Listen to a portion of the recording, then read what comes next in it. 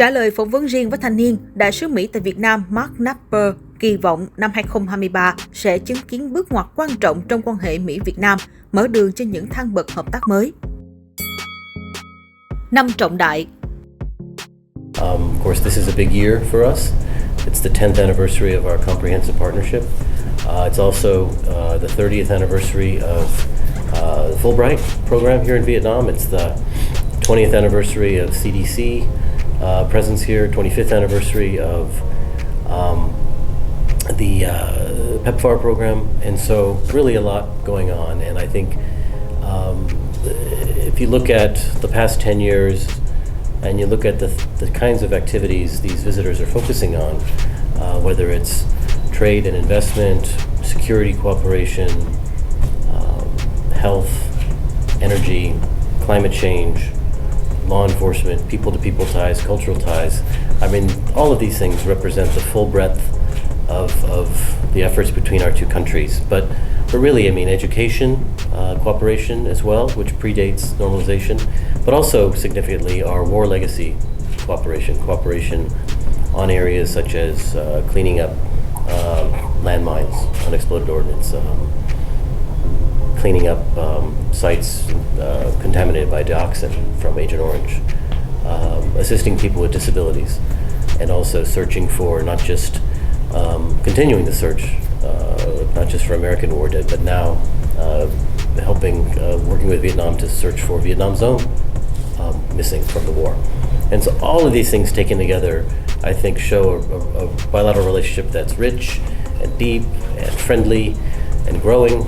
It's a relationship in which we respect each other's sovereignty and independence and political systems.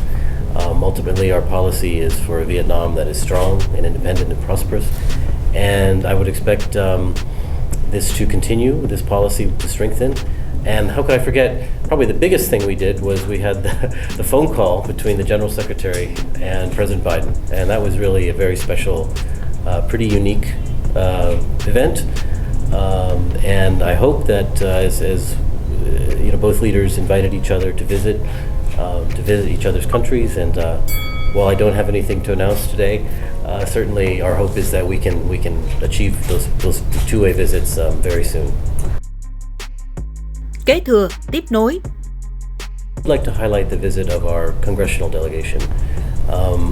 This, again, as I said, these were two senators and three members of the House of Representatives. And one of the goals, as they stated, was to pick up where previous senators had left off, senators who devoted their careers to advancing the U.S.-Vietnam relationship. Individuals like John McCain, Patrick Leahy, John Kerry, and others. And of course, John McCain has since passed away. Patrick Leahy recently retired. John Kerry, of course, is no longer a senator, continues to work in a different capacity on climate. But with these champions of the U.S.-Vietnam relationship having moved on, it's important for us to have within our Congress, within our legislature, other leaders who can pick up and support the U.S.-Vietnam relationship, particularly in areas like dealing with war legacy issues, supporting education cooperation, supporting health cooperation, supporting other areas of our two countries' collaboration. And so that visit, I think, was very important to introduce these elected representatives to all the great work that we're doing here. So we'll hopefully allow these important elected representatives to see, to understand just how significant U.S.-Vietnam cooperation is, and continue to work, to advance our relationship going into the future. Nâng cấp quan hệ. Of course, the upgrade from a comprehensive partnership to a strategic one, I've said many times, and others have said it's something we strongly hope for. I think it's an upgrade to a strategic partnership would better reflect what our two countries are already doing. I think if you look at everything that we do, whether it's cooperation in the South China Sea, the EC, working with Vietnam on its Coast Guard capabilities, its maritime domain awareness capacity, whether it's working together on the Mekong, climate issues, whether it's working together on health cooperation, Vietnam's energy transition, digital transformation. I mean, all of these things are inherently strategic in nature. Or in other words, if two countries don't have a certain level of trust and cooperative spirit, we couldn't do it. And so I think we're already strategic partners, so we just did think the upgrade would better reflect that. But we consider Vietnam to be one of our closest and best partners. I think if you look at the U.S. Indo-Pacific strategy, Vietnam plays a prominent role in our efforts in this part of the world.